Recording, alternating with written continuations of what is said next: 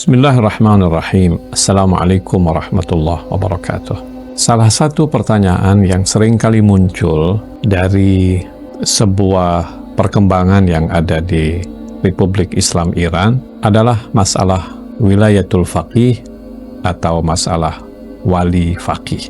Jadi memang sistem politik di Iran adalah sistem yang namanya wilayatul faqih. Wilayatul faqih itu artinya kepemimpinan seorang faqih. Pimpinan tertinggi di Iran dalam sistem politiknya adalah seorang ulama yang memenuhi syarat sebagai faqih. Faqih itu artinya ahli fikih yang sudah sampai pada tingkatan ijtihad, mujtahid.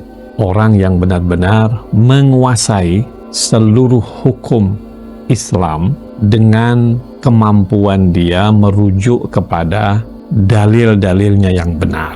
Ya, untuk bisa menguasai dalil-dalil yang benar itu, artinya dia harus menguasai ilmu-ilmu alat dan ilmu-ilmu utamanya. Ilmu alat itu misalnya, ya nahwu, shorof, mantiq, filsafat, itu dianggap sebagai ilmu-ilmu alat. Ilmu intinya itu misalnya fiqih, usul fiqih, tafsir, hadis, rijal. Ya, ilmu-ilmu tradisional yang menjadi komponen yang sangat penting bagi seseorang yang ingin mencapai derajat mujtahid. Nah, orang yang sudah sampai pada derajat mujtahid ini disebut sebagai faqih. Nah, faqih ini tentu jumlahnya juga banyak. Ada yang sangat brilian, yang itu kemudian menjadi marja. Marja jumlahnya banyak di situ maksudnya ya dalam hitungan jari. Misalnya Said Ali Sistani itu marja, Syekh Wahid Khorasani itu marja, Syekh Ja'far Subhani itu marja misalnya, dan beberapa yang lain. Wali faqih adalah orang yang dia marja atau dia punya potensi besar untuk menjadi marja, tetapi dia bukan hanya ahli dalam bidang fikih, tetapi dia juga adalah manusia yang memiliki kemampuan yang sangat tinggi dalam mengelola sebuah negara, manusia yang punya kemampuan yang sangat tinggi dalam membaca politik, dalam membaca bagaimana perkembangan ke depan Islam dan Muslimin. Nah, sekarang yang menjadi wali faqih di Iran itu adalah Sayyid Mujtaba Hussaini Khamenei. Beliau adalah putranya almarhum Asy-Syahid Sayyid Ali Khamenei. Putra kedua, karena ada 4 putra Sayyid Ali Khamenei, yang keduanya adalah Sayyid Mujtaba. Kalau ada orang bertanya, kenapa bukannya anak Sayyid Ali Khamenei yang pertama menjadi wali faqih? Nah, disinilah letaknya jawabannya, bahwa Sayyid Mujtaba dari segi ilmu fiqih sudah sampai pada tingkat faqih, sama dengan abangnya, sama juga dengan ulama-ulama yang lain, tetapi beliau memiliki kelebihan dalam hal kemampuan membaca politik, kemampuan memanage negara, dan memang beliau sekian tahun mendampingi ayahnya dalam mengelola negara dan mengatur yang namanya kekuatan-kekuatan yang ada di Iran. Sayyid Mujtaba Khomeini usianya lebih kurang 57-58 tahun.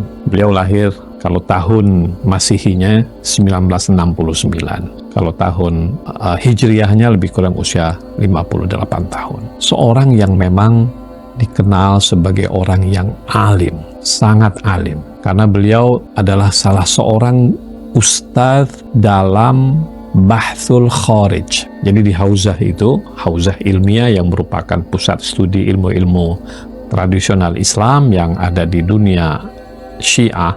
Beliau adalah seorang ustadz dalam hal mendidik murid-murid menjadi mujtahid. Itu namanya Bahthul Kharij. Maksudnya membahas hal-hal fikih yang sangat dalam, mengajarkan murid-muridnya bagaimana Anda bisa berijtihad dengan benar sesuai dengan kaedah usul fikih, sesuai dengan kaedah fikih, sesuai dengan kaedah-kaedah yang memang dibutuhkan oleh seorang faqih. Jadi level Bahthul Kharij itu adalah level tertinggi dari sebuah studi fiqih di hauzah ilmiah. Bukan hanya beliau guru atau ustadz Bahthul Kharij, tetapi beliau juga adalah seorang ustadz dalam ilmu-ilmu yang lain. Misalnya ilmu akhlak, ilmu irfan, misalnya ilmu rijal, ya, dan sebagainya. Alhasil beliau adalah seorang alim dan itu tidak diingkari oleh siapapun. Hampir 20 tahun beliau guru atau Ustadz Bahthul Kharij. Ketika beliau mengajar, mengikut informasi yang saya dapatkan dari berbagai media dan juga wawancara-wawancara dengan anak-anak, dengan orang-orang yang belajar, pelajar-pelajar beliau, itu ketika beliau mengajar, itu yang hadir di kelas beliau itu minimal 700 orang sampai 1.400 orang setiap kali mengajar. Biasanya pelajarannya itu di masjid besar atau di aula besar, dan pelajar-pelajar yang sudah cukup tinggi sebetulnya mereka, tapi ingin mendapatkan perspektif baru dari sang guru ini, yang hadir itu sampai 700, minimal katanya sampai 1.400 pelajar. Dan pelajar itu bukan berarti mahasiswa biasa, ya. Mereka adalah orang-orang yang juga sudah sampai pada titik yang cukup tinggi dalam hal kemampuan ilmu Islamnya, gitu. Orang-orang yang memang mau mencapai mujtahid. Nah, dari segi ilmu tidak satu pun mengingkari kemampuannya. Dan yang sangat menarik juga, beliau itu seorang yang sangat tawadhu, sangat rendah hati. Dia terbiasa hidup dalam sebuah keluarga yang sangat rendah hati, sangat tawadhu. Kalau ayahnya almarhum Sayyid Ali Khamenei Asy-Syahid hidup dengan penuh kerendahan hati, dengan penuh tawadhu. Baju yang dia pakai saja kadang-kadang bajunya itu sudah usang sekali, tapi tetap saja beliau pakai. Sandal yang beliau pakai juga kadang-kadang sangat usang sekali, tapi masih bisa dipakai, tetap beliau pakai. Nah, anaknya Sayyid Mujtaba ini benar-benar mengikuti jejak langkah sang ayah. Pakaiannya sangat sederhana, bahkan rumah pun dia tidak punya rumah. Dia sampai sekarang masih sewa rumah, kontrak rumah. Kenapa? Karena dia bilang, ya saya tolabah, saya seorang pelajar agama yang tidak punya income dari dagang atau dari bisnis, ya. Jadi uang yang saya dapatkan dari Baitul Mal cukup untuk makan minum dan sedikit untuk sewa rumah, dan dia hidup seperti itu. Itulah kehidupan para marja yang hebat-hebat. Misalnya Imam Khomeini rahmatullahi alaih, beliau juga sampai akhir hayatnya di Teheran itu hidup di sebuah rumah sewa. Kalau Anda ke Teheran, Anda sampai sekarang bisa pergi ke rumahnya Imam Khomeini yang sekarang dijadikan sebagai museum. Saya kalau ke Teheran, saya selalu menyempatkan diri pergi ke rumahnya Imam Khomeini, melihat bagaimana rumahnya yang kecil, tempat di sana ketika beliau menerima bahkan pemimpin-pemimpin dunia. Ada foto-fotonya Yasir Arafat ke rumahnya misalnya. Waktu itu Perdana Menteri Pakistan dan sebagainya, ya. Rumahnya sangat sederhana. Kenapa? Karena orang-orang seperti ini hidupnya zuhud. Zuhud itu artinya bukan dia tidak punya dunia. Kalau dia mau dunia, dia bisa dapatkan. Tapi dunia tidak memiliki hatinya. Dia sendiri tidak terpaut cinta pada dunia. Istilah Imam Ali, talaqtuki thalathan. Imam Ali alaihissalam ketika berbicara tentang dunia, dia bilang, aku sudah talak engkau dengan talak 3. Ghurri ghairi, kalau ingin tipu-tipulah orang lain, tapi aku tidak. Wali faqih, dalam tradisi Ahlul Bait, mereka adalah orang-orang yang selalu berusaha hidup sebagaimana hidupnya Al-Imam Ali bin Abi Thalib alaihissalam, sebagaimana hidupnya para imam-imam Ahlul Bait alaihissalam. Sayyid Mujtaba seperti itu. Beliau ketika dibom oleh Amerika dan Israel, rumah ayahnya Sayyid Ali Khamenei ketika dibom yang mengakibatkan beliau syahid, rumah beliau ini bersebelahan dengan rumah ayahnya. Kebetulan saja beliau ini ketika dibom, beliau baru saja keluar dari rumah ayahnya. Beliau bercerita, ketika ayah saya dibom, itu beliau sedang baca Al-Quran. kebiasaan pagi-pagi, apalagi di bulan suci Ramadan. Pada waktu itu sekitar jam 8, jam 9 pagi. Dia bilang, ayahku sedang membaca Al-Quran. Kebetulan istri beliau, menantunya Sayyid Ali Khamenei berarti, berada di rumah itu. Cucu beliau, anak beliau, putri beliau yang paling kecil, cucunya Sayyid Ali Khamenei bersama ibunya ada di sebelah kakeknya, yang juga gugur bersama sang kakek yang bernama Sayyid Ali Khamenei ini. Beliau bilang, saya bisa jadi pada waktu itu sedang membaca Al-Quran sama-sama, tapi dia bilang saya pada waktu itu setengah jam sebelumnya atau beberapa menit sebelumnya saya keluar ke rumahnya karena ada urusan, tiba-tiba dibom. Dan dia selamat, walaupun katanya kakinya terluka, tidak sampai patah, tetapi beliau selamat. Ayahnya selamat. Beliau bercerita, ketika ayahnya Sayyid Ali Khamenei ini dibom, rumahnya hancur, dan dia ditimpa oleh konstruksi, oleh baja bangunan yang ada di rumah. Dan ketika diangkat semuanya itu puing-puingnya, beliau bilang, aku menyaksikan ayahku, katanya, dengan wajah yang demikian bercahaya. Dia saksikan tangannya, tangan kirinya itu sedang mengepal, tangan kanannya memang lumpuh. Jadi telapak tangan kanan Sayyid Ali Khamenei itu tidak bisa ditutup, selalunya terbuka begitu karena lumpuh karena teror orang-orang munafikin di awal revolusi tahun 1980. Sampai kemudian lumpuh tangan kanannya. Tangan kirinya normal, dia menulis dengan tangan kiri karena itulah yang bisa dia pakai. Nah, kondisinya ketika dia syahid itu ditemukan setelah puing-puing diangkut itu, tangan kirinya menggenggam, seakan-akan dia tetap berkata, berpegang, kuatlah, teguhlah kamu dengan prinsipmu, dengan agamamu, berjuang untuk negeri ini, untuk menyelamatkan bangsa ini. Dibilang kelihatan betul dia tegar gitu. Dan Sayyid Ali Khamenei adalah inspirator yang paling besar bagi Sayyid Mujtaba Khamenei, rahbar atau wali faqih pelanjut daripada Sayyid Ali Khamenei. Menarik, beliau ini ketika diangkat menjadi wali faqih, beliau sendiri berkata dalam pernyataannya, dalam pernyataan pertama beliau yang disebarkan beberapa hari yang lalu, beliau mengatakan, saya tahu dari media bahwa saya diangkat menjadi wali faqih. Artinya, tidak ada sebuah perencanaan dari awal bahwa yang akan menggantikan sang ayah itu adalah anaknya yang bernama Sayyid Mujtaba ini. Sebagian berspekulasi, Amerika pernah berspekulasi bahwa Sayyid Mujtaba adalah orang terkuat setelah sang ayah yang akan menjadi wali faqih.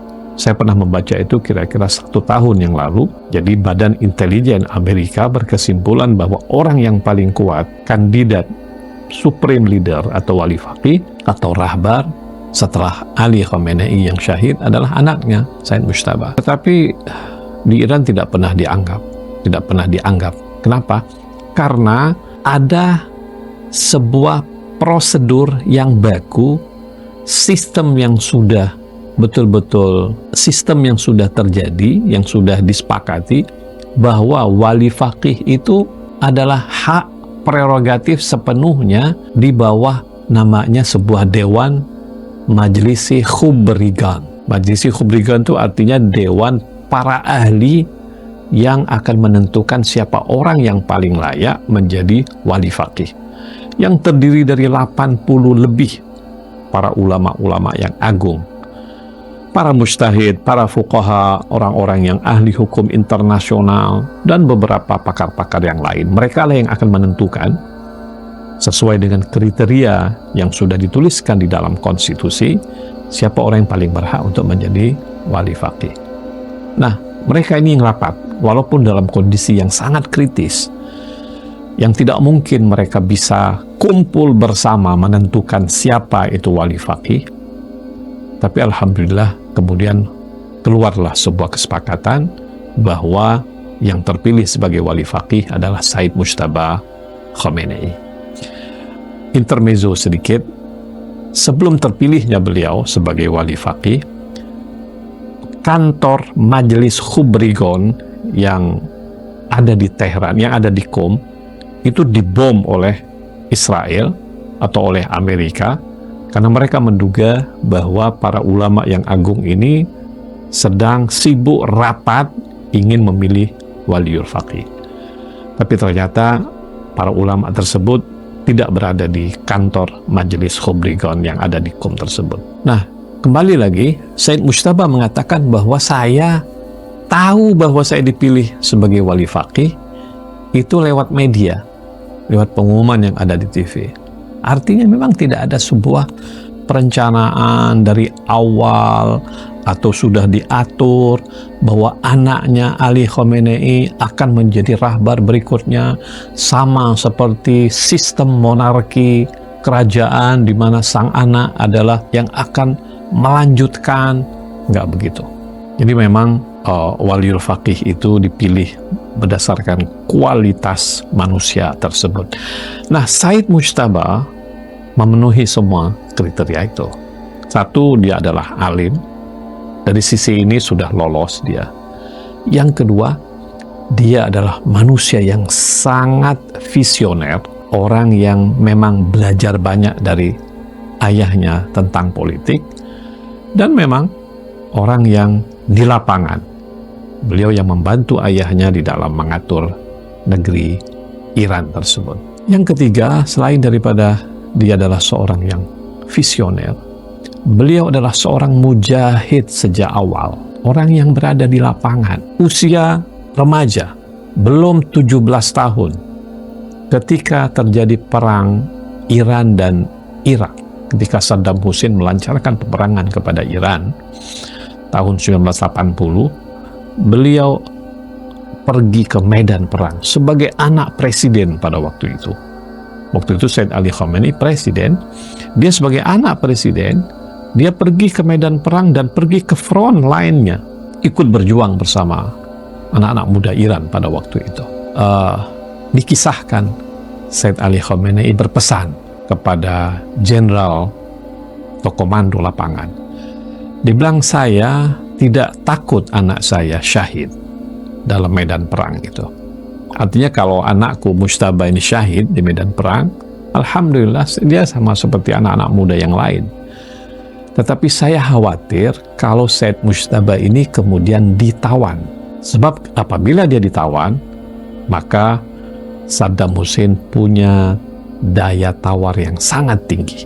Sebab ini adalah anaknya presiden. Artinya memang ayah dan anak ini seorang pejuang di jalan Allah Subhanahu wa Ta'ala, tidak pernah takut bahwa akhir hayat adalah syahid di jalan Allah, dan memang jihad di jalan Allah Subhanahu wa Ta'ala itu sudah menjadi bagian yang tak terpisahkan dari jiwa mereka. Nah, Said Mujtaba Khamenei ini tumbuh sebagai anak muda yang memang terdidik dan terlatih berjihad di jalan Allah Subhanahu wa Ta'ala, dan itu tidak kemudian luntur dalam hidupnya.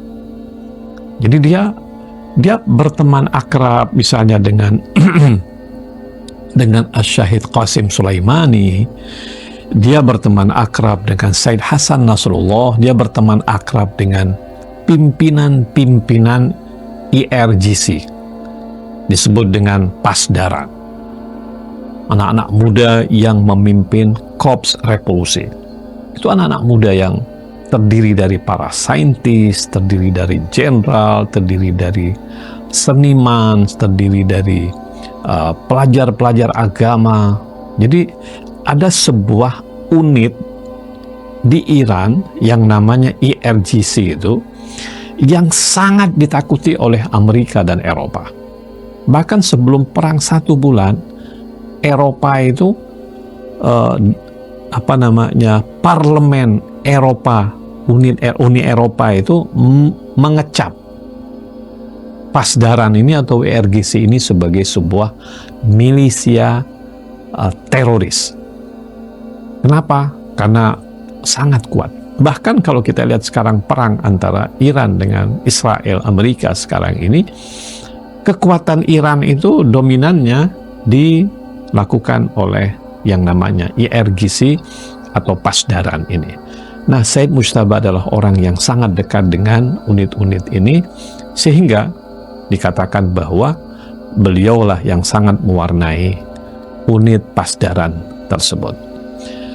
Nah, Said Mujtaba ketika dia terpilih menjadi rahbar, menjadi wali faqih yang baru, itu sangat menggemparkan Amerika dan Eropa.